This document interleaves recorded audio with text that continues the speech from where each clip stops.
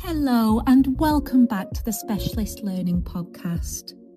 I'm Katie Nelson, Dyslexia and Dyscalculia Specialist and founder of the Dyslexia and Dyscalculia Academy.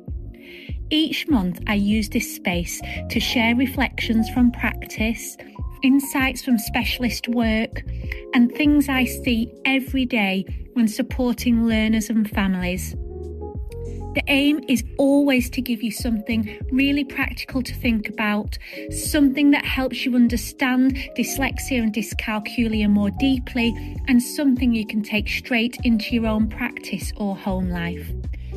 So, wherever you're listening from today, whether you're driving, having a cup of tea, or just taking that quiet moment, I'm really glad you're here. Today, I want to talk about something that sits underneath so many literacy difficulties, but often doesn't get enough attention, and that's literacy anxiety. This is something I see all the time in sessions, both with children and with the adults that I work with, and it's something that can quietly hold learners back, even when the teaching itself is pretty good. So when we talk about dyslexia and literacy support, we often focus on phonics, decoding, spelling strategies, structured interventions, and building skills step by step. All of those things absolutely matter, but there's another layer underneath of it all, and that's how a learner feels about reading and writing. For many dyslexic learners, literacy has become associated with stress, embarrassment, pressure, and repeated experiences of getting things wrong. Over time, the brain starts linking reading with danger rather than learning. And I don't mean danger in like a dramatic way, but in a nervous system way. The body goes into protection mode. And once that happens, it becomes incredibly hard for learning to stick. I've worked with so many learners who technically have the ability to read the words in front of them, but when asked to read aloud, everything seems to disappear. So they start guessing the words, they begin to rush, they freeze, they avoid, they start to say they're feeling sick, they'll suddenly need the toilet. They shut down. And often adults interpret this as a lack of effort and focus or even poor behaviour. But what's actually happening here is anxiety. Their brain is trying to keep them safe from something that feels threatening. This is really important to understand because anxiety doesn't always look like worry. Sometimes it looks like refusal. Sometimes it can look like silliness. Sometimes it can look like distraction. It can look like anger. It can look like giving up quickly. All of these are protective responses. And when we miss that emotional layer, we can accidentally push learners harder in ways that make the anxiety even stronger. Imagine for a moment that every time you were asked to do something, you expected to feel that embarrassment, that feeling of being behind or wrong. How would you approach it? I'm guessing you certainly wouldn't approach it calmly. Your body would tense up. I know mine would. You'd want it over with pretty quickly, or you could just feel like avoiding it altogether. That's exactly what many dyslexic learners are experiencing around literacy. It isn't that they don't want to learn. It's that their nervous system has learned to associate reading and writing with stress. Once that anxiety kicks in, the brain struggles to access working memory, attention, and processing, which means even skills they know can suddenly disappear. And that is why you'll sometimes see a child read a word, for example, perfectly one moment and then completely forget it the next. It's not inconsistency in learning, it's anxiety interfering with access.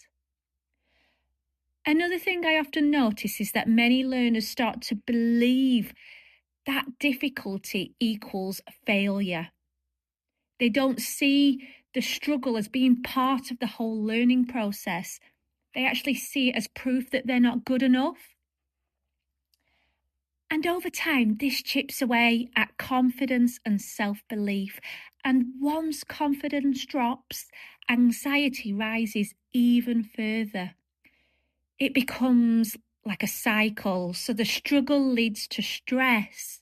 The stress leads to avoidance. Avoidance leads to gaps. The gaps lead to even more struggle. And around it goes.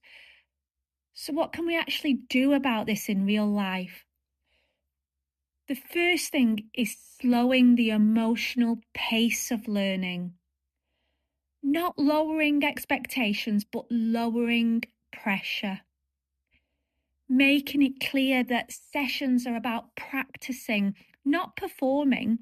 So I'll often say to my learners, we're practicing today, not being tested. And that one small shift changes the atmosphere completely. It removes the fear of getting it wrong. It tells their brain, actually, this is a safe space. Another really powerful approach is shared reading. So instead of putting the learner on the spot and asking them to read alone, read together. You might read a sentence first and then let them join in, or take turns, or read chorally. This takes away that feeling of being watched and judged. It makes literacy feel collaborative rather than stressful. Choice is also incredibly important here. So choice gives learners back a sense of control, letting them choose which text to read, letting them decide whether to read silently first or aloud, letting them pick where to start. Even those small choices help calm the nervous system. Another key piece here I wanted to talk about is normalizing difficulty as well, because so many dyslexic learners think they're the only ones who are actually finding certain things, such as reading or spelling, hard. I often explain that lots of brains process differently in different ways, and that needing extra support doesn't mean that you're not clever.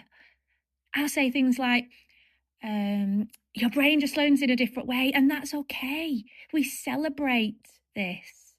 When learners stop seeing difficulty as failure, anxiety begins to soften. Celebrating effort rather than speed here is key. Many of the dyslexic learners I work with have this tendency to rush through as quickly as they can. They want the task over with as quickly as absolutely possible. So slowing things right down and praising careful thinking can help to retrain the brain to feel safe. It helps the brain to feel, okay, it is safe to take my time. And probably the most important element of it all here comes to the relationship. So learners make the most progress when they feel emotionally safe, when they're trusting the adult that is supporting them, when they know mistakes won't lead to disappointment or frustration. That safety allows the brain to and relax. And a relaxed brain can learn. And this is why specialist support is about so much more than just strategies and resources. It's about understanding the emotional experience of dyslexia. It's about noticing anxiety signals. It's about adjusting how learning feels, not just what's taught.